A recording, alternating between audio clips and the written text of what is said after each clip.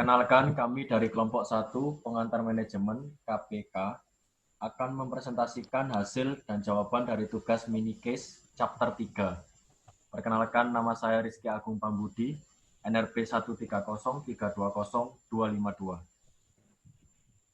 Perkenalkan, nama saya Wanda Vida 130220314. Perkenalkan, nama saya Nadia Amalia, NRP saya 130220310. Perkenalkan, nama saya Ardia Dwi Pramesti, NRP 130220313. Perkenalkan, nama saya M. Novel Firdaus, NRP 130120057. PT Sukses Makmur adalah perusahaan yang bergerak di bidang jasa angkutan barang antar kota dan pulau. Saat ini, perusahaan ini sudah menjangkau pulau dari seluruh Pulau Jawa, Bali, Makassar, dan Lombok. Sejak didirikan oleh Bapak Sugito pada tahun 1990, perusahaan ini berjalan dengan lancar dan saat ini memiliki 500 karyawan tetap dengan 5 departemen, yaitu angkutan dan bengkel, sumber daya manusia, keuangan dan akuntansi, shipping, dan marketing. Pada tahun 2015 silam, Pak Sugito mulai mengalihkan kepemimpinannya kepada putranya Naruto yang baru saja menyelesaikan S2-nya di Amerika. Minggu lalu, Pak Sugito dikejutkan dengan adanya demo dari para karyawan. Mereka menuntut beberapa hal. 1. Menuntut Pak Sugito kembali memimpin perusahaan karena putranya Naruto dianggap tidak becus memimpin.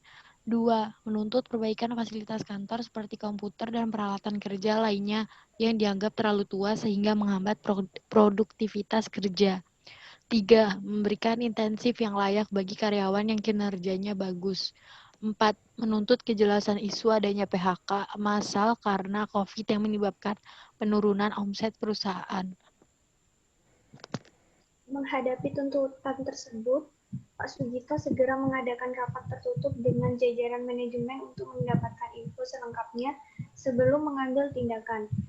Setelah rapat selesai, Pak Sugito menugaskan Pak Ridwan selaku manajer sumber daya manusia untuk menyampaikan informasi keputusan manajemen kepada para karyawan yang berdemo. Pertanyaan 1. Apa permasalahan utama dari kasus di atas? Beri argumentasi saudara. 2. Menurut saudara, apakah tuntutan karyawan terkait poin 2 masuk akal?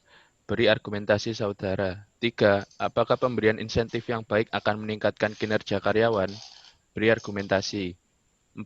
Apakah tepat Pak Sugito menugaskan Pak Ridwan untuk menyampaikan hasil rapat? Mengapa? Beri alasan saudara.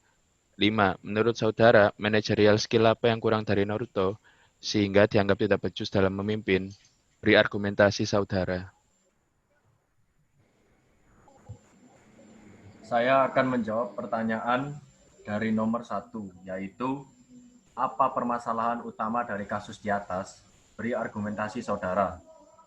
Jawaban salah adalah masalah utama dari kasus di atas adalah karena para karyawan tidak puas atas kepemimpinan dan sistem manajemen yang dijalankan oleh Naruto, yaitu anak Pak Sugito, yang dianggap tidak becus dalam mengatur dan memimpin perusahaan, serta kebutuhan fasilitas kantor yang kurang mendukung, kurangnya kesejahteraan karyawan, dan dampak PHK massal karena COVID yang mengakibatkan karyawan berdemo.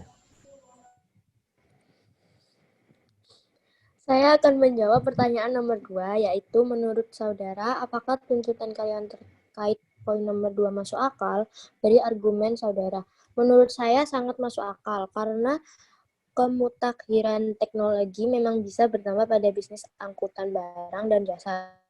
Dan juga jika kita tetap menggunakan barang yang sudah tua tanpa perbaikan, itu dapat menghambat sebuah pekerjaan, jadi diberlakukan sekali sebuah perbaikan bagi fasilitas yang sudah dianggap terlalu tua.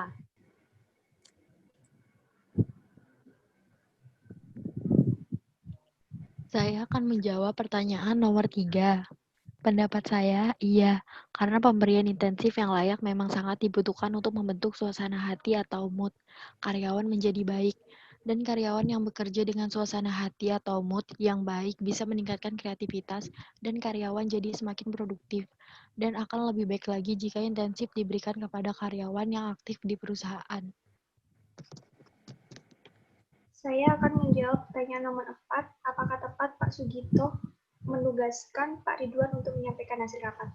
Sangat tepat sekali karena di dalam sebuah manajemen terdapat unsur hierarki sehingga yang patut menyampaikan hasil rapat adalah manajer sumber daya manusia, bukan pemilik perusahaan langsung yang terjun ke lapangan untuk menemui para karyawan yang sedang berdemo dan menyampaikan hasil rapat internal perusahaan.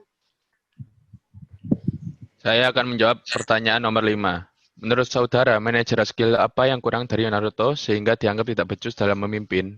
Beri argumentasi saudara. Menurut saya, kurangnya pengalaman kerja dalam memimpin sebuah perusahaan besar, serta kurangnya jiwa kepemimpinan dan manajemen yang kurang baik, sehingga Naruto dianggap tidak becus dalam memimpin dan menjalankan suatu perusahaan. Demikian dari kelompok kami, sekian, terima kasih.